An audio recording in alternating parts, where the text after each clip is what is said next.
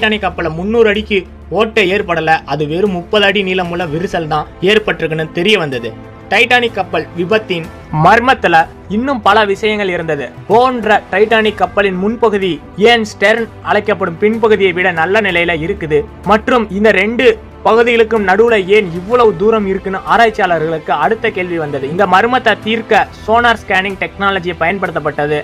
ROV அதாவது remote operated வீச்சில் அழைக்கப்படும் இயந்திரத்தை வச்சு லட்சக்கணக்கான போட்டோகளை எடுத்து கம்ப்யூட்டர் கிராபிக்ஸ் மூலமா 3D மாடல்ல உருவாக்கப்பட்டது. இந்த மாடல்ல பல விவரங்கள் தெரிய வந்தது. இந்த விவரங்களை எந்த கேமரானாலேயோ இல்ல இருண்ட கடல் ஆழத்துல நீகடைனாலேயோ பார்க்க முடியாது. இந்த மாடல்ல 392 அடி ஸ்டன்ல உள்ள தளங்கள், அதாவது கப்பலோட பின்புறத்துல உள்ள பகுதி உடைஞ்சு போய் நொறுங்கி ஒன்னா இருக்கிறது தெரிஞ்சது. இந்த கப்பல் இரும்பு மற்றும் ஸ்டீலால செய்யப்படாம ஏதோ பேப்பர்ல செஞ்ச மாதிரி நொறுங்கி இருந்தது. கப்பல்ல இருந்த பல பாகங்கள் உடைஞ்சு